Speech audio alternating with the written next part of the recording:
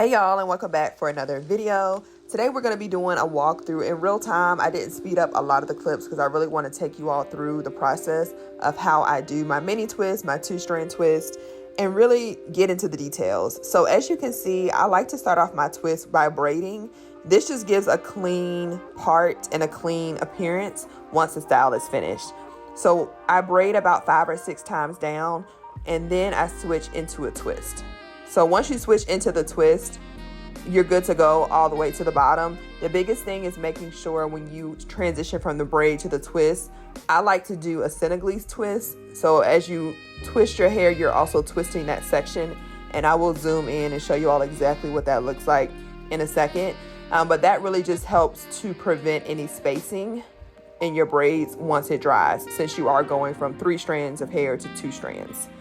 Now the parting, I like to stagger my parting just because it gives more of a full appearance, and if you're not the best at parts, it takes away from any parts that might not be as straight as you would like. For this set, I chose to use a braid setting foam from Aunt Jackie's. Feel free to use whatever type of product that you would like. I do have a video showing in detail me using a buttercream on my own twist. If you would like to see that video, I will link it above. But let's really get into the braid to twist action. So braiding down the hair after I've evenly distributed the product, and then I'm going to go in and do the Senegalese. So you'll see me twist and then twist. So first I grab from 3 sections, combine into 2, and then I immediately start the Senegalese action here. See how I'm twisting as I twist down? That helps to keep it nice and tight and prevent any spacing.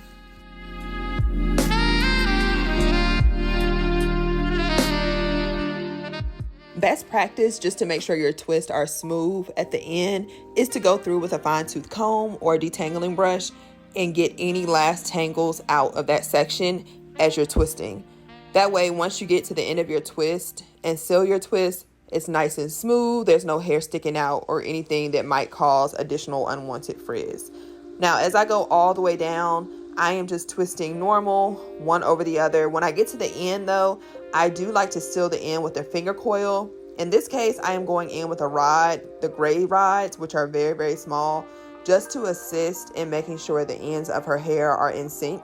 You can find these at the beauty supply store, Amazon, really anywhere, but this is only necessary if you have heat damaged hair or your ends aren't as curly as your roots. If you're transitioning, what have you, you might need to use the rollers. As you can see, I have some as well in the front of her hair. Regardless of what product I used while styling, I always go in with a mousse at the end just to set the tone for the style, remove any frizz or flyaways that I might have.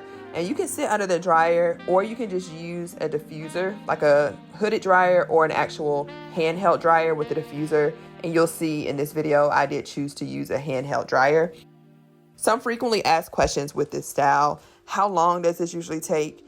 In today's video, this specific style actually took 6 hours with lots of breaks because we had some visitors come. We had a lot of interruptions, but I would say on average, because I do these so much, anywhere from 4.5 to 5 hours, sometimes 3 hours and 45 minutes. Just depends on how much hair and what size twist you're doing. Now, you're probably wondering why I have my Rev Air. If you're not familiar with this dryer, this is a reverse air dryer. And so I am actually stretching out her length. Once we got the product in her hair and as the twist started to set, shrinkage is prone to happen. That's just regardless of the length of your hair, you're going to have shrinkage. So having some type of dryer to stretch your length is a good idea if you want the natural length of your hair to be present on day 1, which is what she did want. So I'm going in on setting 5 with my Rev Air and just going section by section. I maybe have like 5 or 6 twists in each section. This left side is stretched and the right side is not stretched. Do y'all see the difference? Crazy, right?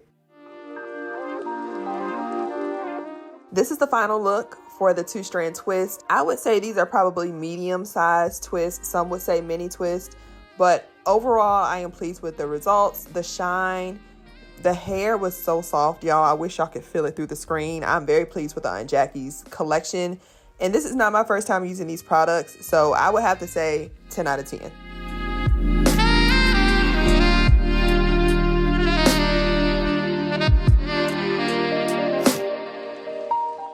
The preference on how long you want to keep them in is really up to you. A lot of people love how when they get old and frizzy, they give that Rasta lock look and they end up keeping them in longer. Let me know what questions y'all have below and hear my real thoughts in real time on the style.